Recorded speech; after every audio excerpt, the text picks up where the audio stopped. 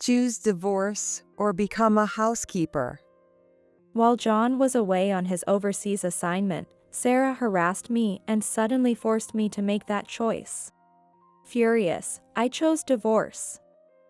10 years later, while out shopping, I ran into Sarah again. Why are you here? And that person? Pointing to the person next to me, Sarah's face went pale. It was then that I delivered a shocking revelation to her. My name is Laura Smith, and I'm a 25-year-old working adult who loves kids. I have a husband, John, and we live with his mother, Sarah.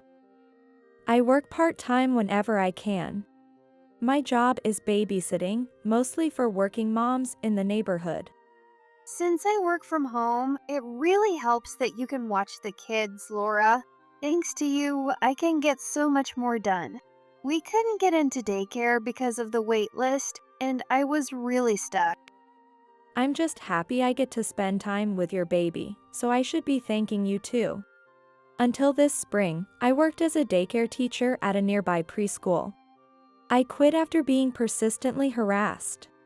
While looking for a new job, I worked as a cashier at the grocery store to make ends meet. But even after a while, I couldn't really focus, and by summer, I was making a lot of mistakes.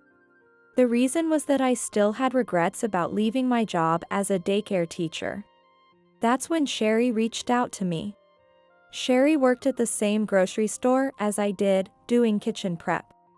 She's 35, 10 years older than me, and a mom. She's friendly, outgoing, and someone you can count on. She always kept an eye on me, even though we worked in different departments, and would often chat with me when our breaks overlapped. We became closer over time, and when I told her about everything that had happened, she suggested that I become a babysitter. My parents won't be able to help out with babysitting anymore, so I was looking for someone to watch my child. I trust you with my baby, Laura, and I'm changing jobs too. I'm switching to working from home because I want to spend more time with my child. So we won't be able to see each other as often.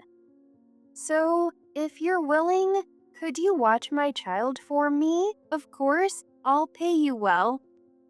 That conversation was the start of my babysitting career. Thanks to Sherry introducing me to her friends, I was soon able to make enough money doing just babysitting, and I quit the grocery store right after New Year's. Now, I work almost every day of the year, with barely any days off.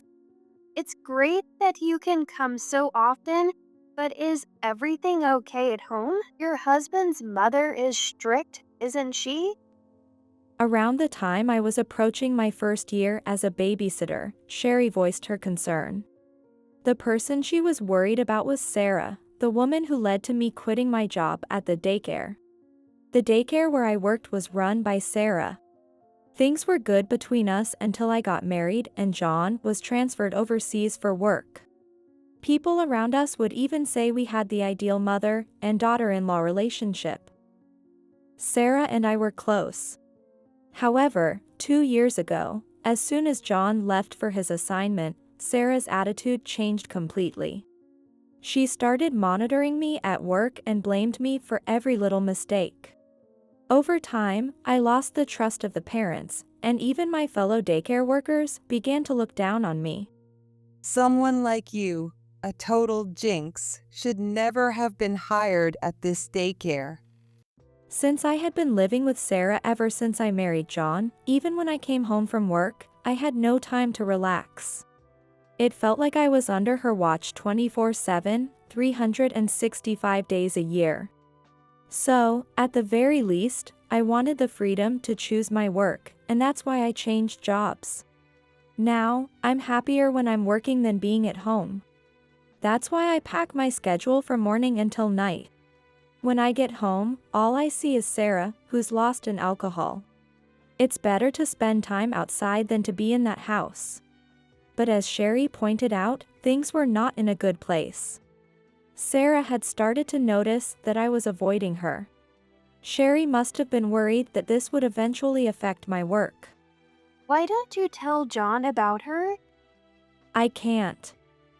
John loves history and archaeology, he doesn't really care about much else.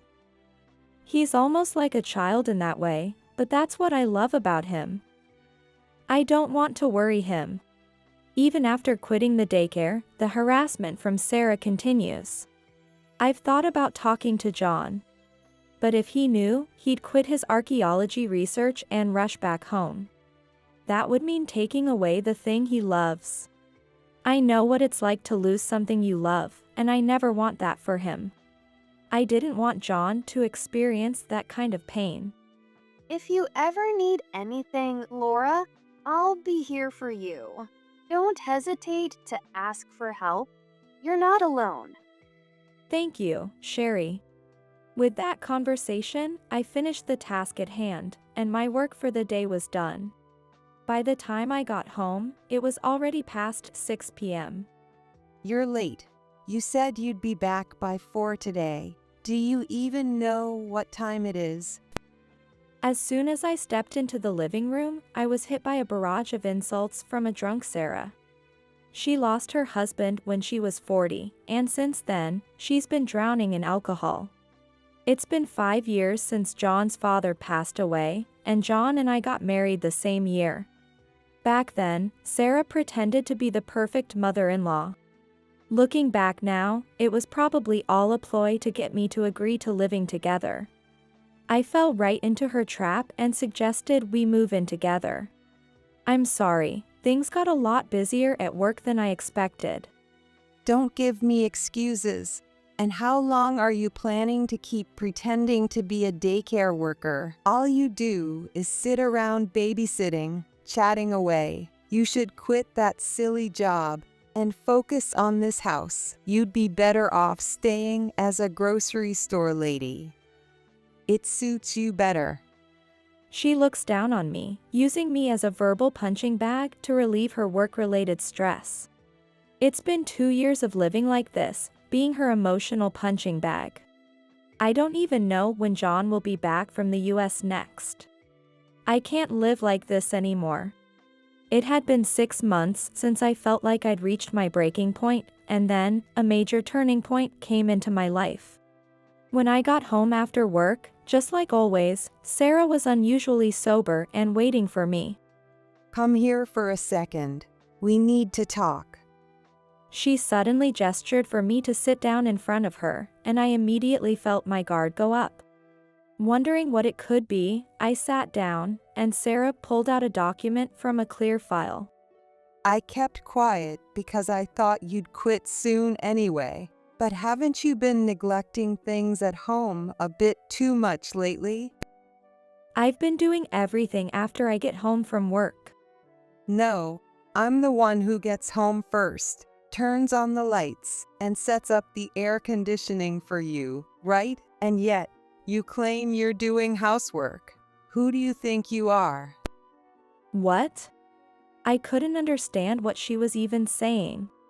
If it were about not cleaning or preparing dinner, I'd get it, but air conditioning and lights? What is she even talking about? That's what I should be asking. While I sat there dumbfounded by her words, she continued to say something even more shocking. I'm a real daycare teacher, taking care of kids. Every single day, I come home exhausted after looking after those energetic kids running around. Don't you think you should be welcoming me when I get home first? But I also take care of kids. Yeah, but you're just playing pretend as a daycare worker, right? And it's one-on-one, isn't it? I'm dealing with a whole group of kids, not taking it easy like you. So don't compare us. As Sarah's complaints became even more frequent than usual, I felt anger rising inside me. She must hate the fact that I'm trying to escape her control. But I couldn't believe she was comparing our work like this. If this is what it means to be a daycare teacher, then I just feel sorry for the kids. Just as I sighed, exhausted from all the anger and sadness, Sarah handed me the document she had taken out and passed me a pen. choose between divorce or becoming a housekeeper, I've realized it was a mistake letting you work outside the house. You don't need to work until you can handle the housework perfectly. And honestly, I'd prefer you stayed home so I can ask you for help whenever I want. She smiled smugly. Her intention to treat me like a slave was all too obvious. You've got to be kidding me. What? Furious at Sarah's words, I snatched the pen from her and signed the document. Sarah was stunned, watching me sign without the slightest hesitation. Without caring about her reaction, I finished signing and shoved the divorce papers back at her. Now there's nothing to complain about, right? I'm giving you what you wanted. We're getting divorced. Is that how you talk to your mother-in-law? Who do you think you are? A woman like you better never come back here again. Get out, now. And just like that, I was thrown out of the house. The divorce papers would probably be submitted by tomorrow morning. But I didn't mind. As I signed the papers, I had a plan in mind. You crossed a line, and I'll make sure you pay for it. I muttered to myself as I dialed a number on my phone. That call was about to change my life. 10 years later, I was at a local shopping center with some people, doing some shopping. I was feeling excited about a long overdue shopping trip, enjoying a fun day off. I was picking out meat at the butcher's section. I heard a familiar voice behind me. What are you doing here? Why are you even here? Sarah. There she was, standing with a shopping basket in hand. She seemed shocked to see us, but her face had gone completely pale. I immediately knew why, and I calmly spoke to her. Fancy seeing you here. Shopping alone today? Even though there was no one with her, I chose my words carefully, knowing they would only stir up her emotions. That doesn't matter right now. What I want to know is, what's going on here? Explain yourself. What do you mean? Don't play dumb with me. I knew why Sarah was so flustered, but I decided to feign ignorance. At that, an enraged Sarah shoved me lightly and raised her voice even louder. Why are you with John? Sarah pointed at John and glared at me. Her expression clearly showed a mix of panic and confusion. Yes, I was out shopping with John, even though we were supposed to be divorced. You and John got divorced, didn't you? So why are you two shopping together? This doesn't make any sense. Her shrill voice attracted the attention of the other customers around us. Though people were whispering and watching from a distance, no one dared to intervene. Amid the commotion, John stepped in front of me, shielding me from Sarah. Is there a law that says we can't go shopping together just because we're divorced? Without caring about the people staring, John addressed Sarah in a cold tone. His words left her visibly shaken, and she fumbled for a response. Who I go shopping with has nothing to do with you, Mom. Nothing to do with me? After ignoring your parents for the last 10 years, you have the nerve to say that? Do you have any idea how much I've worried about you? Sarah exploded with rage at John's dismissive words.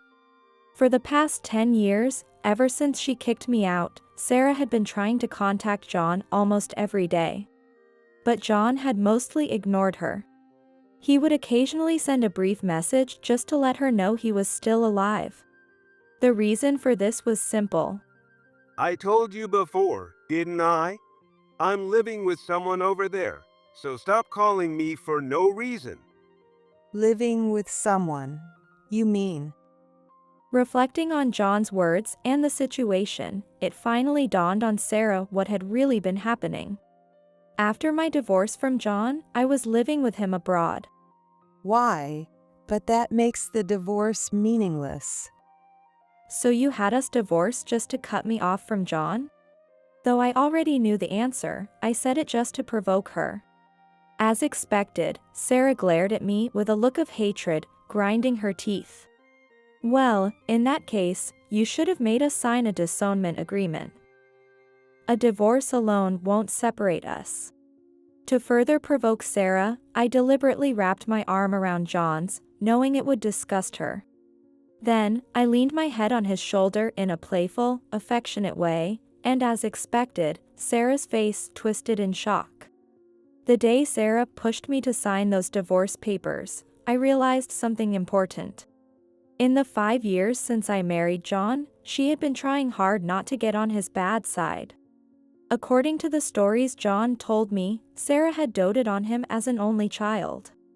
Some parents love their children as if they were romantic partners, and Sarah's affection was exactly that. She had a classic, twisted kind of love toward John. Her desire to live with us and even her approval of the marriage were all to avoid being disliked by John. For Sarah, John was everything, her whole world. So you signed the divorce papers with this plan in mind from the start? Her face twisted in frustration, and her brow furrowed. I gave her a confident smile and nodded. I never had any intention of cutting ties with John just because we got divorced. Neither of us cares about formalities, so the divorce didn't affect us. But if I had stayed in the US, who knows what you would have done to me? That's why, once John's work settled down, he suggested we live together, and we've been doing so ever since. Realizing what I had planned all along, Sarah glared at me with resentment. But I didn't care about her look. Instead, I tilted my head and glanced up at John, as if to seek his agreement. I was all for the divorce after Laura explained everything to me. I can't trust someone who not only looks down on people's jobs, but also tries to take away what they love. I won't leave someone I care about in the hands of a toxic parent like that. John's words were filled with accusation, and he stared coldly at Sarah. Her shoulders jerked as she realized that John knew about all the harassment she'd put me through. Well, back in my day, it was just expected that a wife handled the housework. What century are you living in? Laura didn't marry into this family to be a housekeeper. You don't have any right to take away her freedom. John voiced all the anger I hadn't been able to express. His words felt like they healed the pain I had carried from those difficult times. I'm glad you kicked Laura out. If you hadn't, she might have kept silently enduring your harassment without telling me. If I can rescue her from such a horrible environment, I wouldn't hesitate to divorce or ignore you. I knew it. You told John something, didn't you? That's why he ignored me. What did you say to him? Sarah, caught up in her own misunderstanding, pushed me. As I winced briefly from the pain, John was about to yell at her, but I grabbed his hand to stop him. Then, I calmly responded to Sarah. Could you stop jumping to conclusions? John ignored you of his own accord. I just told him the truth. I never asked him to cut you off. What? Shocked to hear that I hadn't instructed John, Sarah turned to him, hoping it wasn't true. But her hopes were crushed when John nodded in agreement with my words. You hurt Laura and kicked her out of our home.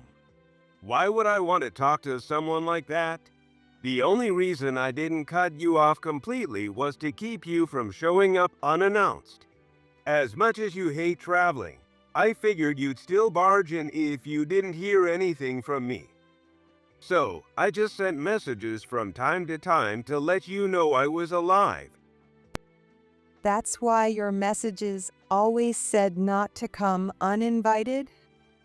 Realizing she had been played all along, Sarah shook her head in disbelief. All her efforts to drive a wedge between me and John had only strengthened our bond. Now, the weight of that truth seemed to overwhelm her. Thanks to you pushing for the divorce, I feel like John and I are closer than ever. In fact, come here, Matthew. I stepped away from John and called to Matthew, who had been hiding behind us. He walked over, looking a bit confused, and I picked him up, standing beside John. Sarah's face twisted in shock as she looked at Matthew. Wait, who is that child? Don't tell me he's... Matthew, introduce yourself. Sensing the truth, Sarah's voice trembled as she pointed at him.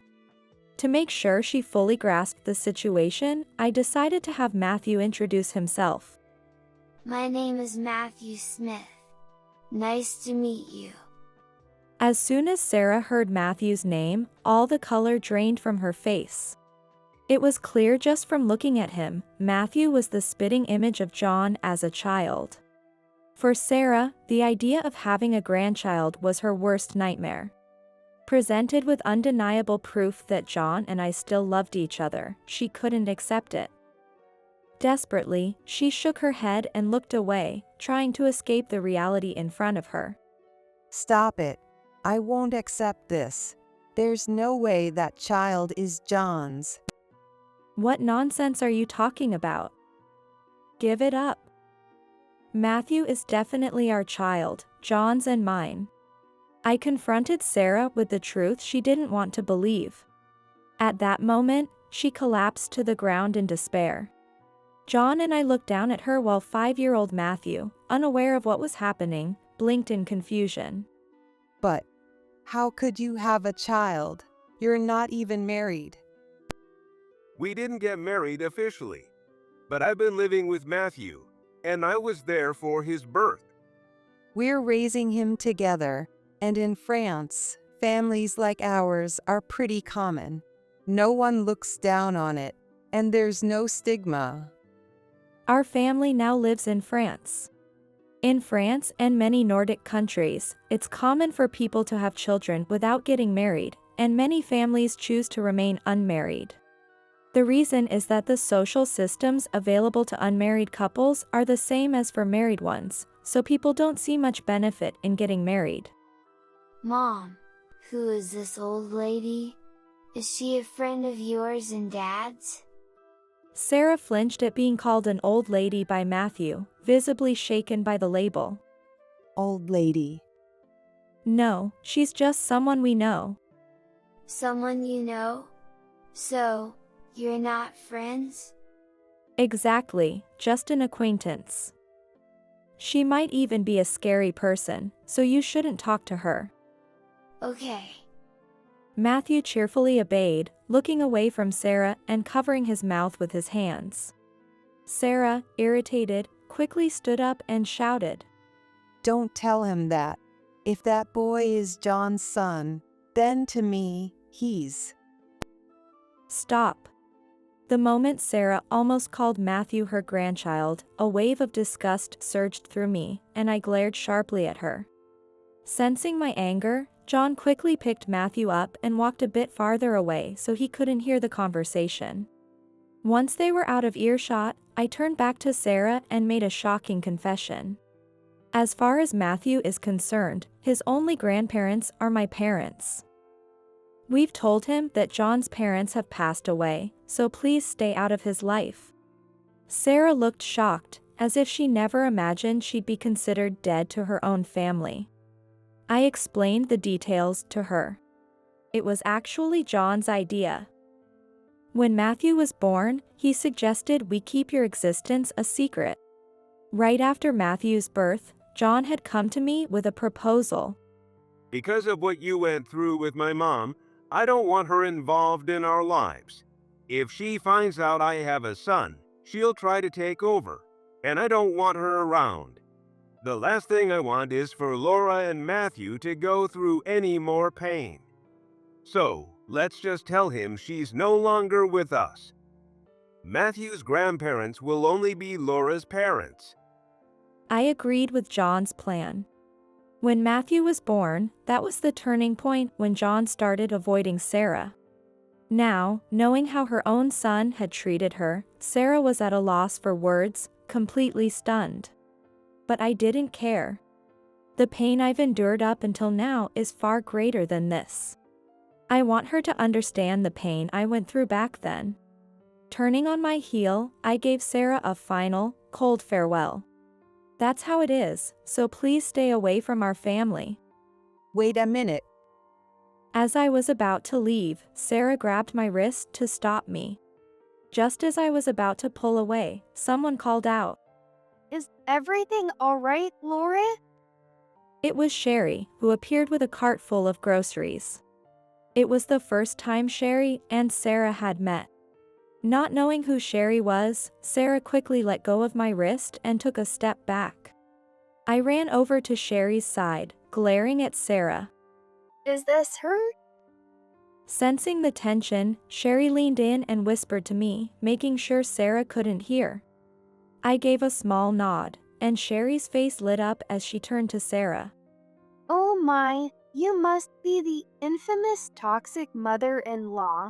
Or should I say toxic parent? Your nasty personality really shows on your face. You look tough, alright? Without hesitation, Sherry casually threw out a sharp insult, deliberately provoking Sarah. Even Sarah, who was usually quick with a response, was left speechless by the unexpected attack. I couldn't hold it in anymore and burst out laughing. Unfazed, Sherry continued talking. When Laura told me what happened that day, I was completely speechless. Telling your son's wife to choose between being a housekeeper or getting a divorce. Who do you think you are? What's your problem? How rude can you be to a complete stranger? Rude. You have no right to talk about rudeness. You pushed my dear friend into a divorce after treating her like trash. And now you want to talk about morality? Sherry's smile vanished, and her expression turned fierce. The air around her was thick with anger, and even I couldn't help but shudder at the intensity of her presence. Sarah also trembled with fear. Pushed your friend? Sarah, not fully understanding the situation, looked over at me in confusion. With a sigh, I explained the circumstances to her. When you kicked me out of the house, it was Sherry who helped me. She gave me a place to stay and work so I wouldn't struggle, and she encouraged me to talk to John. When Sarah threw me out, the first person I called was Sherry. I explained the situation to her, and for a while, I worked as a live-in babysitter at her home. Going to John on my own was out of the question, as I didn't speak French, and it would have been far too risky to go alone. I had been informed that his research wouldn't settle down for at least another 2 months. Sherry then invited me to stay with her, and I ended up staying at her place for about 2 months. It was good that Laura told me what was happening. I had heard plenty of bad rumors about you, and I wasn't sure what to do. Right, dear? Yes. You weren't sure. Wait, who are you? As Sherry turned to look behind her, Sarah instinctively followed her gaze. When Sarah saw the man who appeared from behind, her legs gave out, and she collapsed in shock. Bob. To Sarah's shock, Sherry's husband was none other than Bob, the man who had financially supported her daycare. He was the founder of a children's brand and had not only provided financial backing but also donated supplies and equipment to Sarah's daycare. Sarah had never imagined that I was connected to him, and now she stood pale and trembling as she realized the gravity of the situation. I had been hearing disturbing rumors for a while that you were mistreating the children at your daycare. But rumors are just rumors with no solid proof. I was still unsure whether I should continue supporting you. Then I heard from Laura, and she confirmed that those rumors were true. No, wait. Please. Realizing she was about to lose his support, Sarah jumped up in desperation, grabbing onto Bob's hand. Our daycare has always cared deeply for the children. Don't trust a word from this woman. She left us 12 years ago, and it was because of the constant complaints from parents. You're the one who pushed her to that point, aren't you? Anyone can see how much Laura loves children. I can't believe that someone like her was the terrible daycare worker you claim she was. And I don't believe her just because she's a friend of Sherry. I trust her because I've seen how she treats my son. Overwhelmed by Bob's unwavering words, Sarah stood speechless. Then, Bob delivered the final blow. And in case you didn't know, your daycare is in serious trouble right now. With that, he opened his phone and showed her the screen. It was a news article about Sarah's daycare, exposing issues of overcharging fees and the mistreatment of the children. What is this? Too bad for you. Now that your wrongdoing has been exposed, asking Bob for support is out of the question, isn't it? You. It was you. Sarah's face twisted in rage as she glared at me. She was right. The article's contents had been leaked by me. Bob had connections with people in the publishing world, and through him, I was introduced to the journalist who wrote the article. I leaked the details of all the harassment I had endured from Sarah. The journalist conducted interviews with the current daycare staff and parents, gathering enough statements to uncover Sarah's wrongdoings in the article. When Sarah read the article, she was left speechless. Then, in the next moment, her phone began to ring loudly. She answered, and it seemed like the person on the other end was work-related. She frantically tried to explain away the article. I didn't mean to be so strict with the children. No, wait, please, just listen. Her desperate excuses were ignored, and when the call was abruptly cut off, Sarah collapsed onto the floor. Looks like your arrogance has finally caught up with you. Sherry shot Sarah a triumphant look, as if to say, "Serves you right." I walked over to Sarah, looked down at her, and spoke. This is what they call karma, isn't it? It's all your fault. If you hadn't come into the picture. Don't blame others for your problems. You brought this on yourself. Sarah fell silent, her words caught in her throat as the truth hit her hard. That's when I decided to deliver the final blow. Consider this a warning, stay away from our family. If you ever try to interfere with us again, this will seem like nothing compared to what I'll do next. I'll ruin you completely. Sarah whimpered and hung her head in defeat. And just like that, I had my revenge on her. Leaving Sarah behind, lifeless on the floor, I walked out of the mall with Sherry, John, and the others. Later, Sarah was summoned by the Board of Education to address the article. She initially denied everything, but the staff who had worked under her confirmed the allegations. On top of that, complaints from the parents flooded in, leading to the closure of her daycare. She was sued by the victims, resulting in a settlement of $60,000 in damages.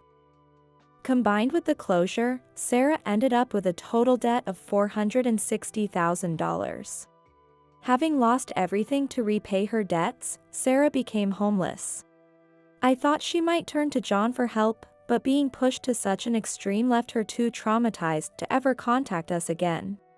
After parting ways with Sarah at the mall, we gathered with my parents for a family barbecue.